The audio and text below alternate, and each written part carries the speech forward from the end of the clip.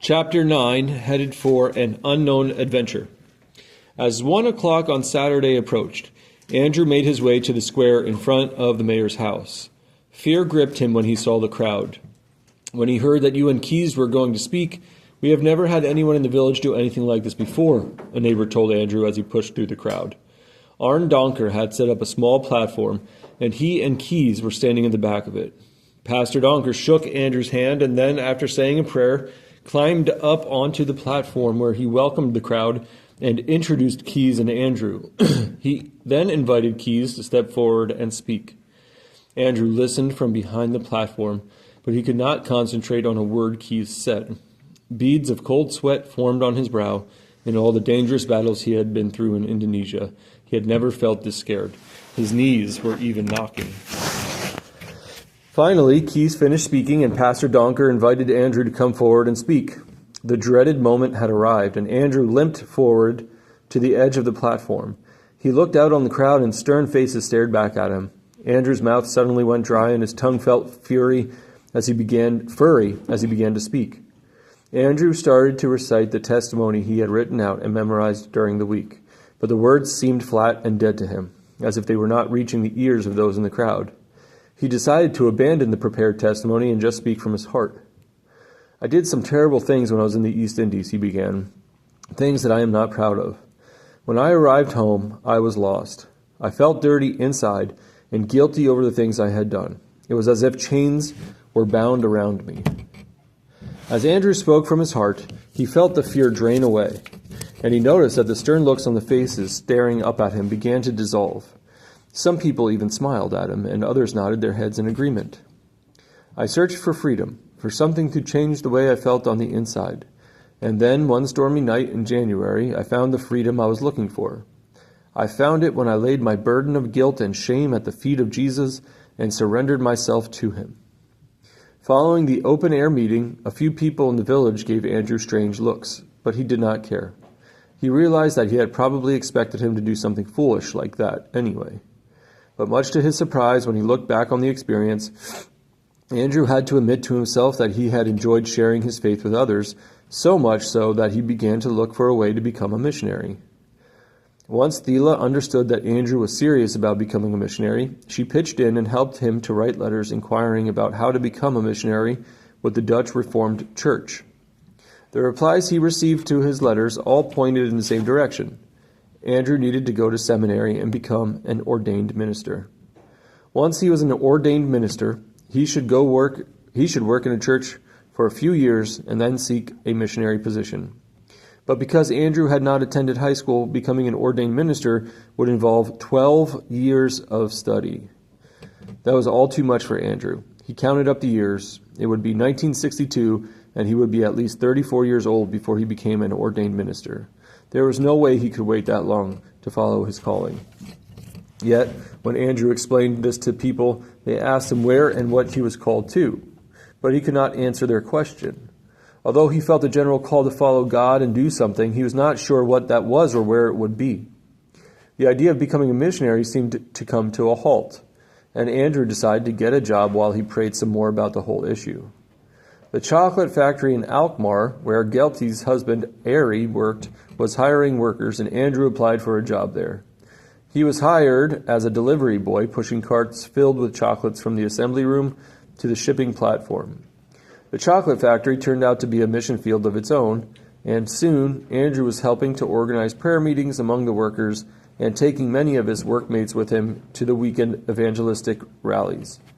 To keep his missionary vision alive, he also bought theology books and studied them and began taking English lessons with Miss Meikle, a school teacher in the village.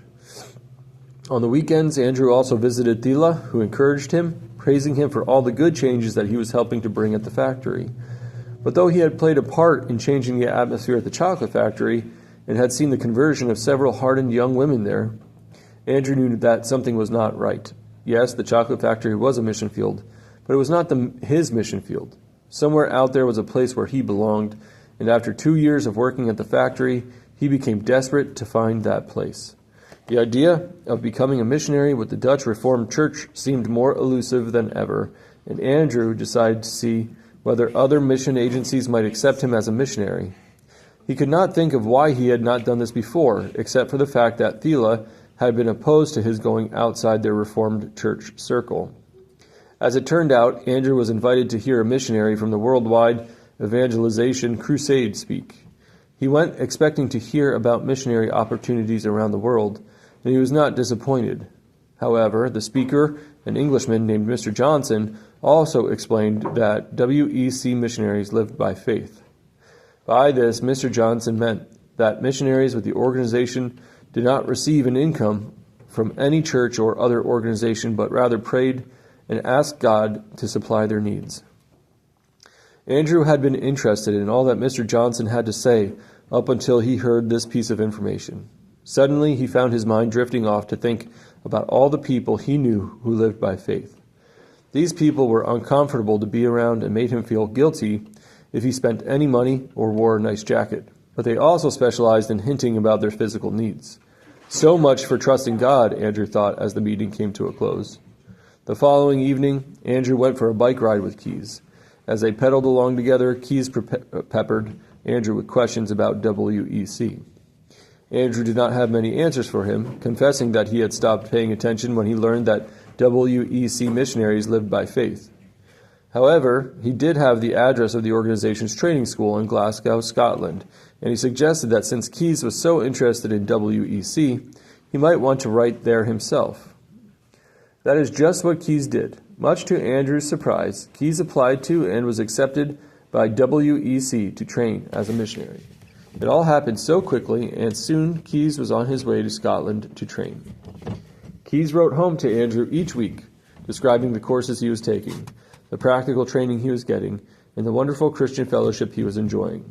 Soon, Andrew was convinced that he should go too. He sent off an application to WEC. The response he received back was swift and encouraging. Yes, WEC would accept Andrew for the May 1953 intake. The date was only a few weeks away, and Andrew quickly gave notice at work that he was leaving and sold his books and his bicycle. Andrew made a hurried visit to Gorkum to tell Thela the news in person. Thela was not pleased. To her, anything that was not sanctioned by the Dutch Reformed Church was a waste of time, and she did not mince her words as she told Andrew so. But Andrew was too excited to be unduly upset by her response. He knew that Thela took a little while to get used to new plans, and he was sure that in the end she would see things his way. April 20th was the day that Andrew was to set sail from Rotterdam for London. It was only a week away, and during that week 3 unexpected things happened to Andrew, all of them unpleasant. The first unpleasant thing came in the form of a letter from Thela. In the letter, Thela explained that her minister had told her that the Reformed Church would not recognize Andrew's training at WEC, and since Andrew did not seem to care about this fact, she did not want to see or hear from him again. Andrew felt as though he had been slapped in the face hard. He thought of the happy times he had enjoyed attending church with Thela, and how beautiful she always looked when she said goodbye at the end of his visits. She was the most wonderful person he knew, and now she was ending their relationship. Although nothing formal had been said, Andrew had assumed that one day she would be his wife, but now it seemed that this was not going to be.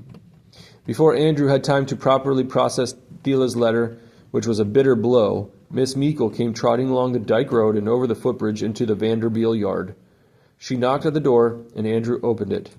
Miss Meikle then immediately launched into a confession. "Andrew," she began, "I think you need to know that I have never actually heard English being spoken, but I know that my grammar is right, because I correspond with a woman in England, and she says I write perfectly." Her voice trailed off. "But as far as the pronunciation goes, well, I can't be sure if I'm teaching it right." With that, she turned and hurried off. Andrew could barely take in her revelation. He had labored hard learning to speak and understand English so that he would be able to understand the lectures in Scotland and talk to people there. Now he was left wondering whether the other missionary trainees would understand a word he said in English. 3 days later, more devastating news arrived, and it too came in the form of a letter. The letter, which was from WEC, contained an apology for any inconvenience to Andrew, along with an explanation that there was no room for him in the program at the moment and he should reapply in 2 years. 2 years? Andrew had already quit his job, sold his bike, told his family he was leaving, and used all of his savings to buy a one-way ticket to London. And now WEC was asking him to delay his coming for 2 years. It was almost more than Andrew could bear, and he struggled to find some meaning in all that had happened to him that week.